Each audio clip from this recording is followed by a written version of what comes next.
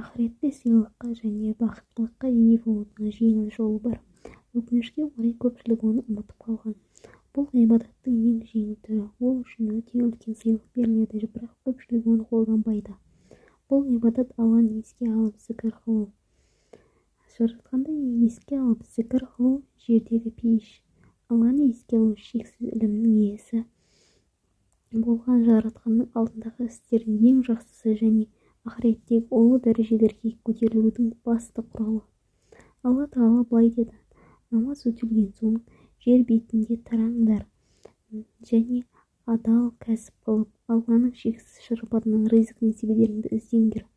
Бұған қоса күнделікті 5 уақыт намаз һәм басқа да құлшылықтар арқылы Алланы көп еске алыңдар. Сонда екі дүниенің де азаптан әрі хор болудан құтылып мақсат мұраттарыңа жетесіңдер.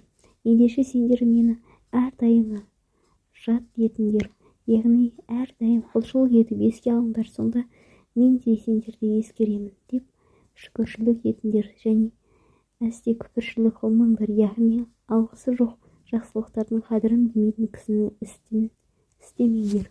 Алла елшісі, оған Алланың ерлігіне сәлем болсын, Алланы еске алғандардың ең жақсысы еді.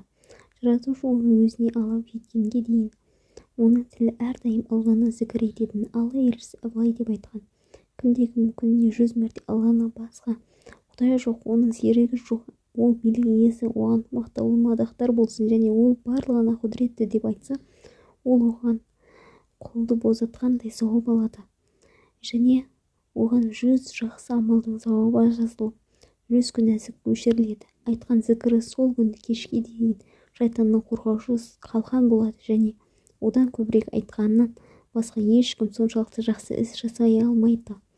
Алланы еске алу көп жақсылықтарға жеткізетін жеңіл ғибадат. Иманды кісі әрдайым қандай жағдайда болса да, керек болса төсекте жатып та Алланы еске алып зікір айта алады. Пенденің Алланы еске алып жатып ұйықтап кеткені және қайта оянысымен оны еске алып бастағаны қандай әдемі. Алланы еске алу жүрекке орасан зор шипа. Бұл туралы барша мақлұқтың бәрін Алла куәлік етеді. Ендеше біліп қойыңдар, жүректер Алланы еске алу арқылы жай ғана тауып толық қанағаттанады. Ауру кісі Алланы еске алу арқылы көңілін сейілтеді және ауруын жеңілдетеді. Елден жырақта өмір сүргендер Алланы еске алумен жан дүниесі жылып, құсалықтан, жалғыздықтан арылады. Ал енді кесел-кесапатқа ұшыраған кісі Алланы еске алумен дертіне дауа тауып, уайым азаяды. Егер сені қайғы басып жүрегің қысылатын болса, Алланы еске ал. Егер сен ұйқысыздықтан азап шегіп, түнде жақсы ұйықтай алмасаң, Алланы еске ал. Егер сен бір нәрседен қорқып, жан дүниең қайғырса, Алланы еске ал. Егер қиыншылыққа душар болып, мақсатыңа жетер жолда тосқауылдарға ұшырасаң, Алланы еске ал. Егер жарлы болып, қарызға батсаң, Алланы еске ал. Егер кесел-кесапат есігіңді қағып үйіңе келетін болса, Алланы еске ал. Егер сен қайғылы хабар алсаң, Алланы еске ал. Егер қиялдарың орындалмаса, Алланы еске ал. Егер өзіңді әлсіз, бақытсыз сезінсең, Алланы еске ал. Егер саған сынақтар бірінің артынан екіншісі келіп жатқан болса, Алланы еске ал. Алланы еске алғандар мен еске алмағандар тірілер мен өліктер сияқты.